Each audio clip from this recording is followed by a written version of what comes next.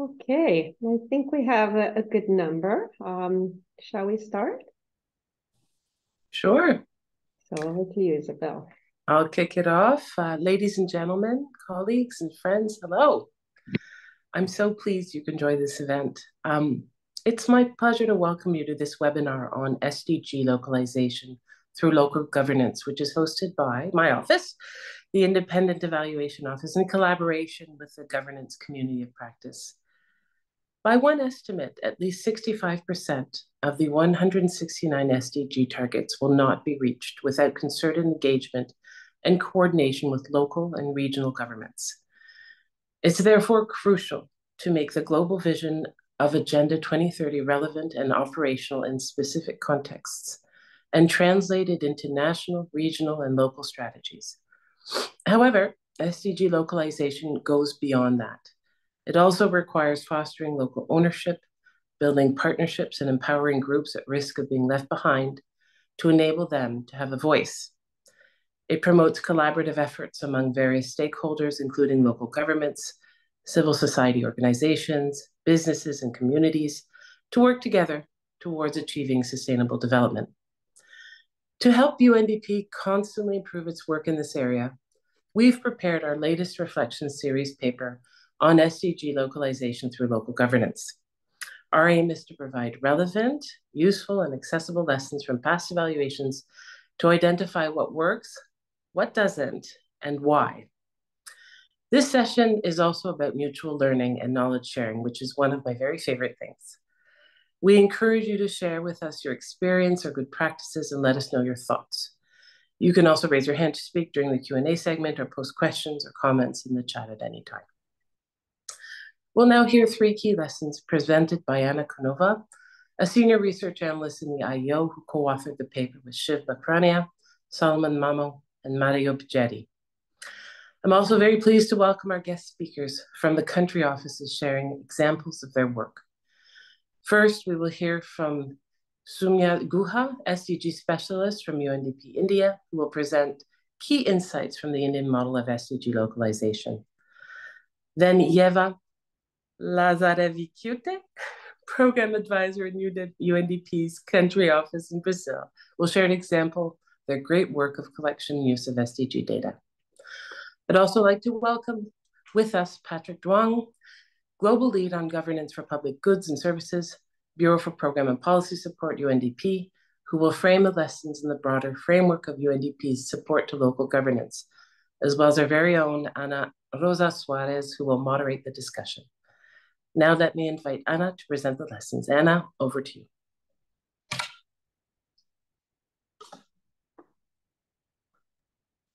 Thank you, Isabel. Hello, everybody. It's my pleasure to share with you 3 lessons on SDG localization through local governance, which we identified in our newest reflections paper. As Isabel mentioned, Reflections is a series of papers produced by the IEO that aim to bring useful and applicable lessons for decision makers and also for other stakeholders in UNDP and also in wider development community. The lessons in Reflections papers are synthesized from past UNDP evaluations, and in their identification, we use the methodology of rapid evaluation synthesis. For this particular paper, we have reviewed 65 evaluation reports from the past decade. Mainly these were ICPEs, independent country level evaluations, and also decentralized evaluations produced at the country office level. We have also included a few key external literature pieces to help us theoretically frame the paper. All of these sources addressed on some level the question of SDG localization, which we understand for the purpose of this paper as a process where local stakeholders operationalize the principles of the 2030 agenda in their context. We can say that they basically translate the global vision into the realities on the ground. This process involves not only governments, but governance in the wider sense. That means local or regional public authorities, civil society, private sector representatives, citizens, and also others. Now, let me share 3 of the 5 lessons we have formulated in the paper. The first one is about vertical integration, which is a process which involves establishing a common vision on local or subnational and national levels of governance. Thus, it's ensured that their work is coordinated. UNDP has been supporting this process in a number of countries, for example, in India, in Nepal, or in Cuba, and many others. By studying these examples, we have found that one of the factors contributing to the success of these initiatives was the balance between strengthening local capacities on one hand, and on the other, supporting the dialogue and communication between the governance levels. This can be illustrated by the case of Nepal, where UNDP supported a project that assisted provincial and local governments in building and aligning their SDG plans. And also it built linkages and coordination with the federal government. Another example will be shortly presented by Shomo. That's the whole of government approach applied in India. On the other hand, we also saw a number of hindering factors. These were mainly lack of awareness at the national level about this need for SDG localization. It was also high fragmentation of civil service in general. And also it was a lack of horizontal integration. That means lack of coordination between the government institutions at the same level. The second lesson I would like to share with you is about importance of participation of all relevant stakeholders in the local level SDG dialogue. We have found from studying the examples that these engagement initiatives worked best when there were structured mechanisms of involvement of the relevant stakeholders.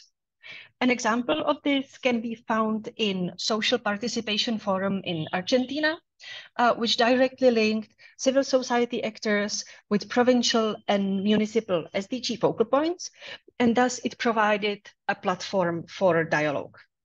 However, when the process was unstructured, or where it wasn't well formalized, or there was no clear rationale for inclusion of specific stakeholders, the initiatives tended to be less successful.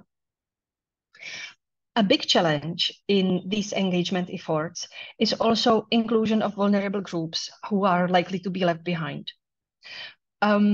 We have saw many examples of projects that attempted to do so, but they did not succeed in including these groups, mainly in planning and in decision-making processes. We have found some successful examples in this that can serve as a good practice. And these were initiatives where UNDP had provided specific and targeted support for empowerment processes of the vulnerable populations. An example of this we've seen in Bolivia, where UNDP led an initiative of strengthening autonomy of indigenous women and youth. This initiative focused specifically on supporting these groups to exercise their political voice and to participate in decision-making on local and social, local economic and social issues. Eventually, thanks to this focus, it contributed to increased participation of these groups in wider decision-making processes. And the third lesson I would like to talk about is about support to data collection and use at the local level. In the evaluative evidence, we saw how important it is to use local SDG data rather than national averages that might not be relevant for that particular part of a country. UNDP has been facilitating this in various ways across its programs. It's one of the very common part of the SDG localization support portfolio. A good examples of this were through building capacities of local governments or national statistical offices, and also by producing SDG baselines, needs assessment, or other kinds of data reports. An example I would like to highlight here is the work of UNDP Brazil, which assisted the development of platforms and databases for SDG analysis at the local level, and integrated these platforms and databases within their program. Some of the factors that contributed to their success were the use of technological innovation and also building strong partnerships. We have Eva here from UNDP Brazil, who will share more details about this shortly. Another factor contributing to success we saw across the initiatives we reviewed was the nature of the support that was systematized, that was long-term, and also coherent. When the assistance was fragmented or infrequent, it ended up with stakeholders sometimes lacking the technical capacities or not being to use the data for SDG planning. Another hindering factor we found in large data gaps that were in some cases too big for UNDP assistance to overcome. Apart from these three lessons, we have also identified two more that are there in the paper. One is about fostering capacities and accountability of local governments, and the other presents a promising approach of using voluntary local reviews that might facilitate vertical integration that I mentioned in lesson one. If you are interested in reading these lessons and having the whole paper, the link should be posted in the chat. We would like to encourage you to have a look at it, to possibly share it with your partners. It's available in English, Spanish, and also French. This is all from me, and thank you for attention. So Shoma, over to you. Thank you. Thank you so much, Anna. Greetings to everyone. I will share my screen just in a moment.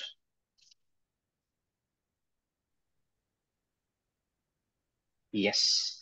So the Indian case study, also known as the Indian model of SDG localization, articulated also by the nodal ministry, which we'll discuss in a minute, and presented at the HLPF last year.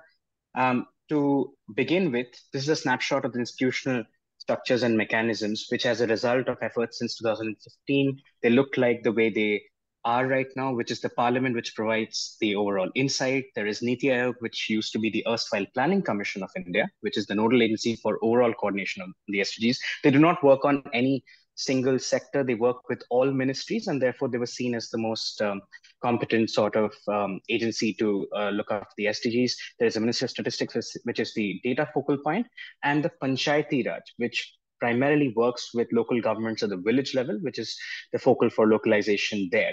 And of course, the implementation ministries known as the line ministries. What you see on the top right is the Comptroller and Auditor General, which is the apex public auditing body, which also reviews preparedness to deliver on the SDGs. Corollary to that, when we look at vertically at the state level, so one of the major reasons why there was a lot of focus to also put Niti Aayog as the nodal agency is because it coordinates with all states.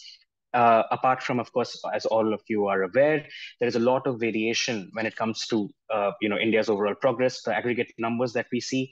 For example, if I had to quote a particular state's performance in the National Multidimensional Poverty Index, there are states which have headcount ratios of 0 to 2% to states which have headcount ratios to around 34 to 35%. states which have a population of 2 million to states which have a population of 230 million with 75 units. So there was an obvious sort of a push to also understand that to, accentuate the progress on the SDGs, it has to be delivered at the state level, also because a lot of the implementation takes place there. So Niti Aayog's corollary there is the planning department, numerous high-level committees chaired by the chief secretary, who's the administrative head, took place. There were thematic groups which were created, and a similar sort of setup which was created at the federal level was sort of replicated at the state government level to begin with. Now, the Indian model of SDG localization hinges on these four pillars, which I'll quickly delve in. Number one is on creating institutional ownership. As much as it sounds at the risk of being obvious, but institutional ownership is perhaps one of the most sort of key ingredients and toughest to come by. So anchored at Niti Aayog, there are federal ministries which work horizontally, and of course, vertically, there are ministries at the level, subnational level, or states. So you have state departments which work similarly, and the political sort of oversight is accountability is followed by the parliament at the federal level and the state legislative assemblies at the level of the states. A robust review and monitoring system. This is something on which I'll spend a couple of minutes. So this was utilized by Niti Aayog in a manner where it was basically evidence-based advocacy. The power of measurement was unleashed in a manner where, in a quick-fire way, the SDG indices created by Niti Aayog and assisted by UNDP and the other indices which followed, what they did was they created what was popularly known as the report card on SDGs in India. And the power of having rankings and progress report and gap analysis is such that once it's openly available, accessible, and publicly available data, it enters the realm of political accountability and demand for development to sort of create ownership at the political leadership levels as well. And in a way, these tools brought the SDGs to the public policy tables at the subnational level, to the states, to the districts, and now at the local level. The third bit is on, of course, creating capacities and developing capacities, which is absolutely crucial, as also mentioned previously.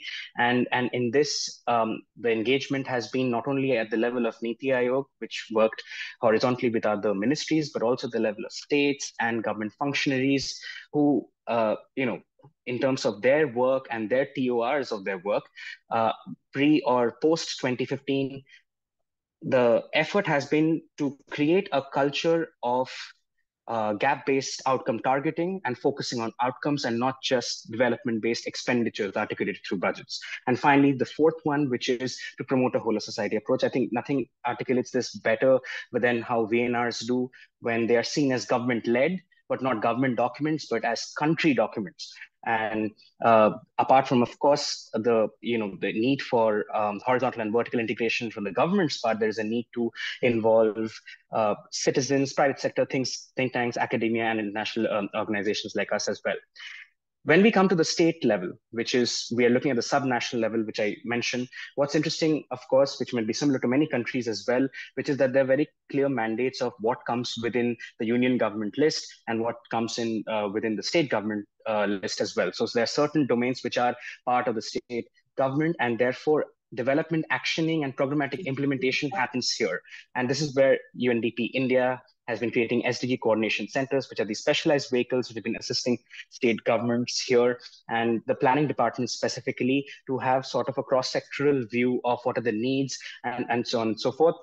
The progress on SDG localization, if you look at the way it's been articulated, is that number one, there are vision and roadmaps which are created.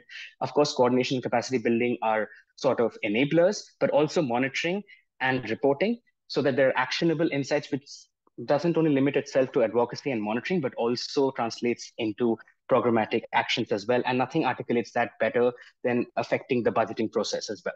So this is a brief snapshot. I'm going to have to ask you to wrap up in another minute or so, please. Thank you. Sure. I'll just directly jump into some of the key lessons that we learned, and I'll just take a few seconds here. There are practically 4 lessons, and something to be remembered is that the principle that we followed was basically that what gets measured gets done. That's important. Monitoring frameworks are important. Monitoring frameworks, the purpose is that they trigger policy action, but your monitoring is also only as good as the review. Therefore, you need this culture of outcome targeting institutionalized so that when there are changes in the administration or the political dispensation, it's not no longer personnel based, but it becomes sort of organizational. When I say organizational, I don't only mean at the level of the federal government or the state government, but also in the level of districts, at the level of local governments as well. Finally, of course, all of this requires an expression of intent, and that is best expressed when it's linked to budgets and budgeting, which is no longer just looking at, okay, last year, how much was the expenditure, but also looking at how much has the needle on outcomes moved, and therefore the budget is realigned to how much ever it is. I think I will stop here. I've run out of time, but thank you so much. Brilliant presentation. Thank you so much. We'll be sure to share it as well, because I saw your presentation is very rich. Very good points to go back to it, and hopefully we can during the question and answers as well. Thank you. Let me call on Eva now to present. Thank you, Shumo.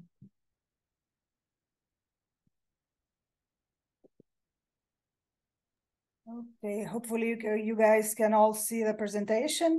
It's going to be a brief one. Ana Rosa was very strong in alerting that 5 minutes was going to be it. So I'm going to go ahead, and then if you guys have any more questions afterwards, I'll be around for the rest of the session as well.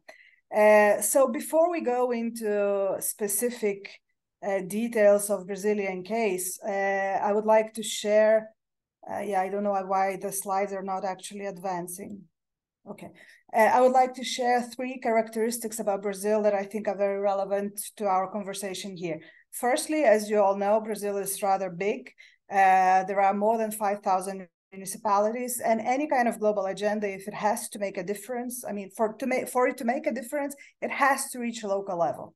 Because if it stays at a federal level, basically it means that, especially in the case of Agenda 2030, with all its importance to not leave anybody behind, I mean, it's not going to happen if we don't reach local level. That's one aspect. And the second aspect also is the proactivity of many municipalities. Brazil is quite diverse in terms of capacities, level of innovation, level of engagement. We have municipalities that are very advanced in terms of these characteristics, but we also have municipalities which are very far behind in terms of knowledge, capacity, and access. So basically, it's very uneven, but we've seen a lot of engagement in Agenda 2030 among the municipalities, especially during Bolsonaro government, which basically preferred to largely ignore the existence of Agenda 2030 and SDGs. Instead of the federal government at that point, then states and local governments got really actively engaged in localizing processes. So that's one point. Second point, Brazil is quite rich in terms of data. We have the Brazilian Geographics and Statistics Institute, which has been a leadership globally in formulating indicators for SDGs. We have many academic institutions. We have state statistical bodies that work on collecting data. We have periodic national surveys that focus nationally, state, and in some cases on local level. And we also have a number of registers locally where local government offices collect different kinds of data on all the different aspects of SDGs. So there is a lot of data. What we need is to actually systematize it. So that's the second characteristic that is very important. And the third one, and Ana Rosa can also support my statement here, Brazil has been engaged in localizing processes ever since the existence of Millennium Development Goals. So it's not a new process for many actors in the country, increasing number of actors. And with this, we had a lot of local government institutions, a lot of civil society organizations engaged in such processes. So basically, building on all this knowledge and all the wealth of data, we started out with developing a number of platforms, both MDG portal and Atlas of Human Development, that have been tremendous instruments in the previous agenda. In Agenda 2030, naturally, we started out also on working on different monitoring tools on platforms that would be available to our partners. And here I bring for you two examples. One developed in Paraná state, which is in the south of the country, and another one in Piauí state, which is in the northeast of the country. So two different realities, but the same objective, to work on policies built on analysis, on evidence, and engage local actors in monitoring processes through training, through reflection, and through use of such platforms. And basically, this is one of the key aspects that we've noticed. As much data as we have, as many platforms as we make available, they are only useful as long as there are people behind them using these platforms for action. Whether action would be formulating policy, whether action would be monitoring and requiring from local government officers action, whether those would be for projects, whether it would be for reporting own initiatives that contribute to achievement of the SDGs. So the two examples basically are the culmination of processes locally that we implemented and supported in two states in engaging local stakeholders in reflective process. We start out from a training course, which is online, free. Instead of reaching about 2,000 people, which was our initial goal, we now have more than 35,000 people that had actually accessed the course and concluded at least part of it. And we have more than 6,000 that actually are certified. They concluded both the course and the tests. And this is the initial step to engage in the localizing process. The course aims to kind of introduce the main concepts, including the two tools, the platforms themselves, and inform people on the next steps. The second step normally that takes place in parallel to the third, in fact, is the data analysis and situational report for the specific municipality that can then be analyzed by the local actors and build their next steps on this, in parallel to the use of rapid integrated assessment tools to analyze local planning documents and how those planning documents converse or do not converse with Sustainable Development Goals and 2030 agenda. So the course, the two analytical tools that we work with, and then obviously we have the participatory moment where all these results, both the data analysis and the planning tools analysis, are discussed in a participatory manner with local actors. This initially was it for the process, but we realized that actually this is also not enough to create the momentum in terms of SDGs locally. So we went ahead and we developed also the multipliers, so to speak, training, which is an in-depth training, and it works in two aspects. One, it takes the analysis, data analysis and local planning analysis, and using UNDP lingo, so to speak, we formulate accelerators, we formulate the areas that would accelerate the achievement of the SDGs in those particular locations. And then the people that go through the in-depth training, they take these areas and they propose mini projects that could be implemented individually by each trainee. And once they wrap up in another minute or so, or less. So the trainees, they actually go through the content, they get to know the data analysis results, and then they take those and turn them into the projects. Only once they conclude the implementation of the projects, they actually receive the conclusion certificate for the course. And at the moment, we are initiating also a possibility of providing seed funding, not only advice on formulation and implementation of these projects. So with this experience, we kind of conclude and close the package of support behind the two platforms that I showed you in the first slide. The platforms that present the data, that help the analysis, but now they also work towards the action. So basically, this is my presentation. And as I said, I will be available for any clarifications and complementations afterwards. Thank you very much. Thank you so much, Eva. Truly inspiring. We worked together on the MDG localization, so now it's nice to see how things are going. Thank you so much. So Patrick, may I call on you for some comments on the presentation of our guests. Thank you very much, colleagues. I'm very sorry, but my internet on my computer just crashed, so I shifted to my phone, and I don't think I'll be able to switch on my camera because I'm holding a phone on one hand and trying to flip my notes on the other. So apologies for that. But I see you, and I understand you're hearing me well. Yes. Colleagues, before I start, let me just start by thanking Isabel, Anna, and the research team and the whole office for really helping us flag the importance of localization in UNDP and beyond. I mean, a lot of the development work that we have done over the last few years have very much, of course, been at that subnational level. But I think we have also lacked a little bit of visibility of the actions that is happening there, and how really local governments and the whole local governance ecosystem, as it was earlier mentioned, is important if we want to get closer to the Agenda 2030 in terms of the deliverable. So I think this is extremely important. There's a whole conversation happening at the global level, and I see some colleagues on the call here around SDG localization, with different agencies, also with the UN Secretariat. So this is really important that within UNDP, we continue to focus on it.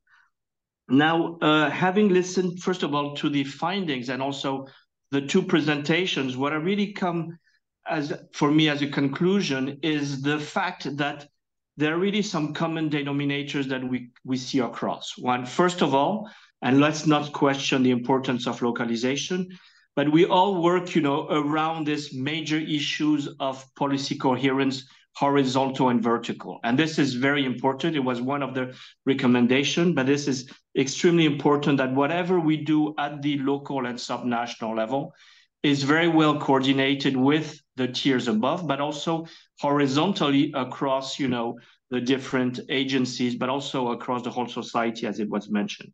So I think that is the first lesson, that we cannot localize if there's no policy coherence.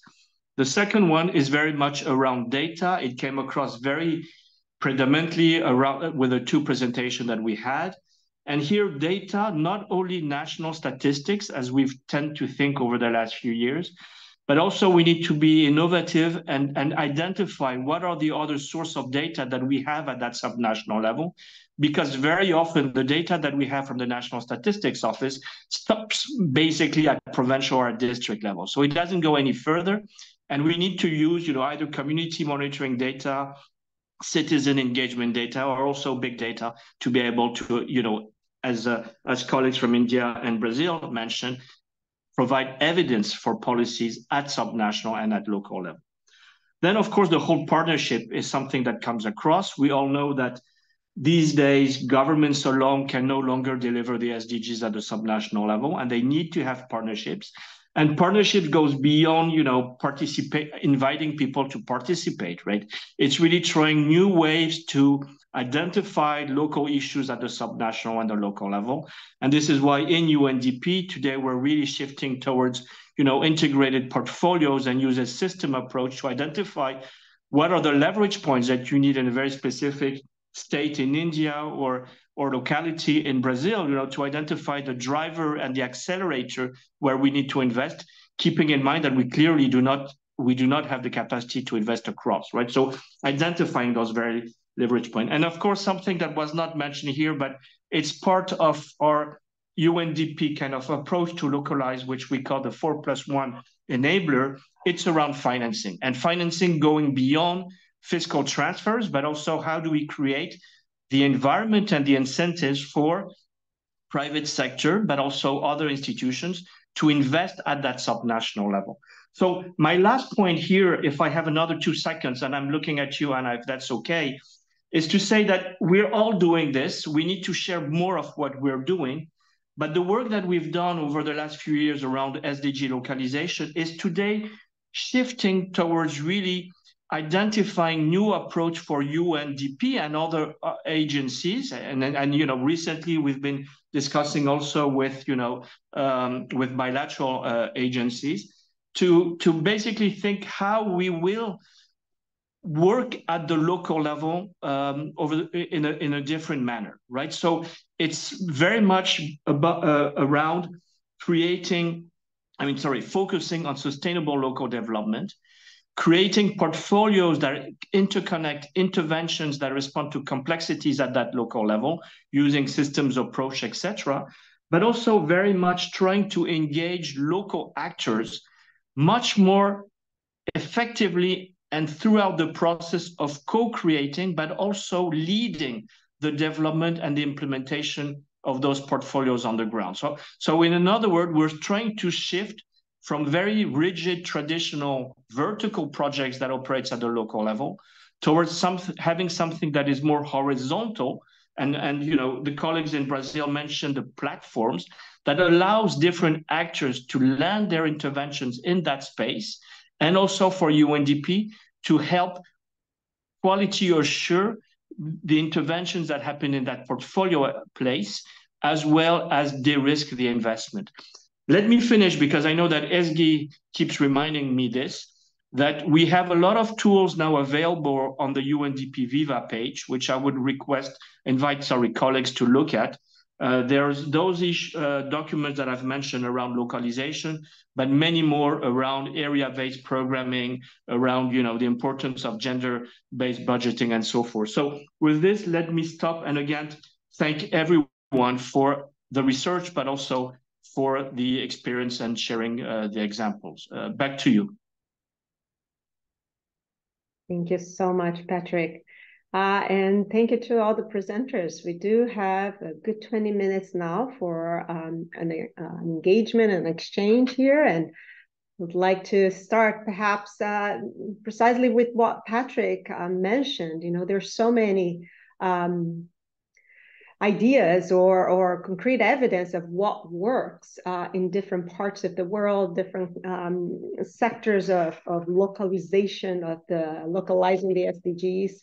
We would love to hear more examples of what works and what doesn't work, what hasn't worked, what are some of the challenges you've encountered in your efforts to SDG localization. So I would like to open the floor for any comments or questions and ideas around what has worked best to localize the SDGs.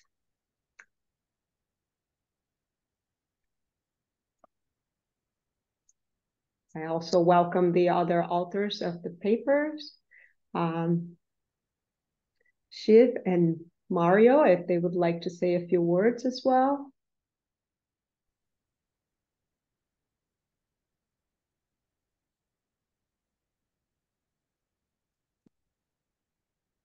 Well, happy to come in with a few words.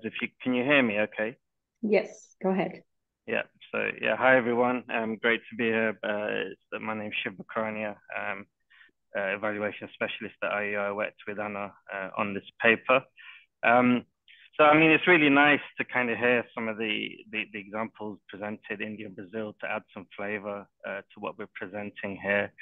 I mean, the only reflection to add to what Anna has already said is that it's a bit more of a conceptual one, and it'll be interesting to hear what others think. But one of the key challenges I would say we had in formulating this reflections paper is in how we sort of define localization and separate it from kind of broader work on local governance per se. So, how do we go about kind of specifically defining SDG localization? And we saw this in much of the evaluative evidence as well, where we were trying to really sort of hone in on specific examples of SDG localization, which weren't always explicit. But we could see something in what was being done that, obviously a lot of what UNDP does at the local level can be framed within the SDGs. But how do we specifically link that to SDG localization? So, I mean, that's my only other key reflection there. And it'd just be interesting to hear what others think. I guess it's a bit more of an abstract comment or question, but I think it's one that's important to this whole discussion. Thanks. Thank you so much, Shiv. Very good points there. And I would like to also call on anybody that would like to complement. But I see there's quite a few comments in the chat. Don't be shy. Please just raise your hand and feel free to come in. It's Good to see some old faces, old friends, colleagues as well, joining us.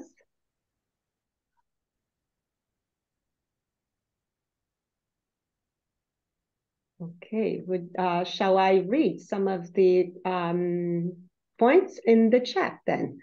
Okay, so I see SDG has 3 dimensions, socioeconomic and environmental, so SDG localization must take care of it. So I'm gonna throw it there to the group, but then please raise your hand if you'd like to add to that comment or answer that question, okay? Could you please share reference papers that I see we have done, and the ones from the current reflection is already in the paper, but I guess it's about the other papers that were mentioned. We are delighted. Let's see here. When UNDP in Africa will appoint CSOs for SDG localization acceleration. Indeed, there are some interesting challenges there, so it would be good to hear from some of the colleagues that have encountered that situation. I'm sure they are involved, but appointing is a different aspect. So it could be interesting to hear perhaps from Patrick or Evo Shumu, anyone that is closely working with CSOs. At this midpoint, in the implementation of the SDGs, all North and South countries are off track, achieving SDGs by 2030. Given the magnitude and complexity of the tasks that remain to be done, it's self-deception to believe the SDGs can still be achieved by 2030. UNDP is central actor if all North and South countries are to achieve SDGs. There is agreement and Addis Ababa action agenda. UNDP needs to lead the way in answering how questions, tackling implementation challenges, and changing attitude, behavior, and mindset of national and global stakeholders at scale. Is UNDP prepared to pick up the gauntlet? Very interesting point, provocative there indeed. I'm still waiting for some hands to be raised to comment on some of these. These are quite important, and it could be even the person that has put the comment. You're most welcome and the question to also come in and elaborate. Feel free to raise your hand. Then we are sharing here the Viva topic page, very important resource. And there's a comment that they need a password to access the Viva, perhaps. Localization and implementation, I think, go together. But what is UNDP plan to support the countries with localized, but not being able to implement the SDGs? For example, conflict-ridden countries, highly indebted countries, which are prohibited for loans and grants. I see this is just multiplying, so I'm going to stop here and actually call on the guest presenters and Patrick to comment on some of the topics that I've raised.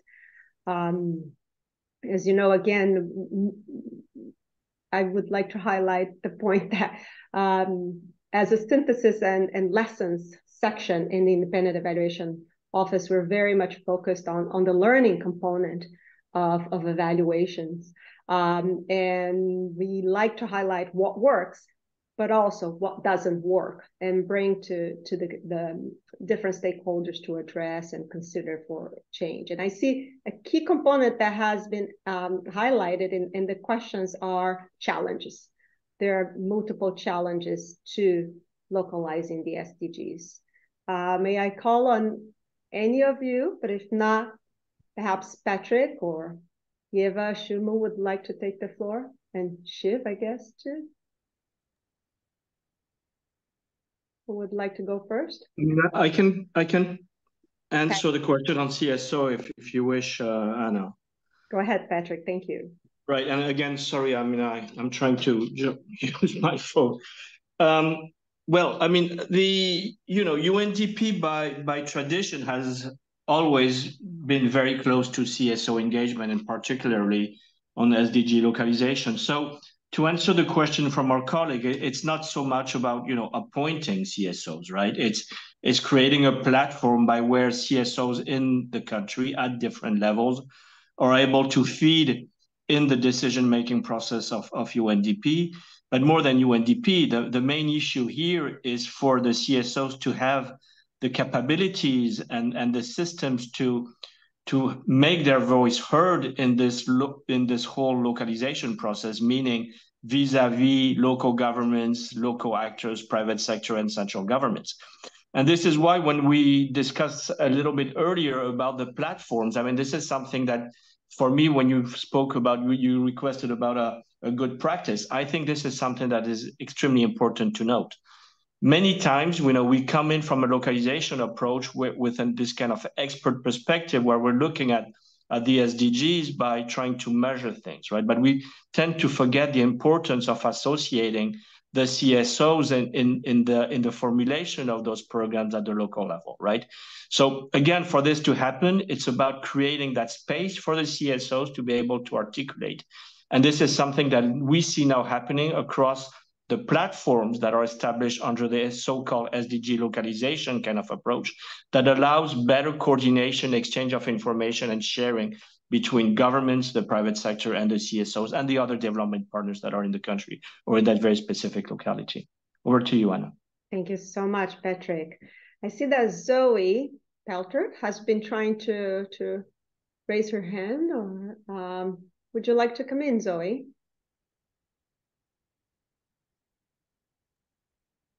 Hi, Anna, can you hear me? Yes, go ahead, please. Thank you. Sorry, some technical issues behind the scenes here, but thanks to Eski. Well, first, thank you so much to everyone for your presentations and the really interesting information. I am a local governance specialist in the Crisis Bureau. I'm sure Patrick knows what I'm about to say, but I just wanted to pick up on some of the points that have been made in the chat about the focus on fragile and conflict-affected settings, where UNDP delivers over half of its budget annually. There is some mention in the report about, quote, other contexts, and there's a mention of Afghanistan and the example of Colombia, which is relatively dated at this point. And so I just wondered, amongst the data set, was it possible to pull in those examples? Would it be possible from the data set to do a specific analysis of the patterns in those contexts? Specifically because the reason I'm asking the question is that we often find that in contexts like that, we might not be able to partner with, for example, the national government, or that specific planning processes might have broken down, and therefore we're highly dependent on local actors to keep development action and SDG progress going. So it's even more hyper-local. It's even more important to look at the role of local actors. And I think it would be really interesting for us to be able to tease out some of those findings. It would certainly be very useful for me, if for nobody else. And then just as a second point, I do really want to pick up on that point that Patrick made about financing. And just to ask the authors of the report, in your analysis, did you see much of a link between the uptake of SDGs as a framework for local planning or towards PLRs and the financing or allocation system for local or subnational authorities? For example, if a local authority does put together its plan and its budget, was there a subsequent reflection or change in interfiscal transfer allocations or grants available to them to get that done? Yeah, I'll leave it with those two, but just thank you again. This is really very useful. Thank you so much, Zoe. So I guess the questions are for the authors, Anna, Shiv, Mario, who would like to provide some comments. Shiv?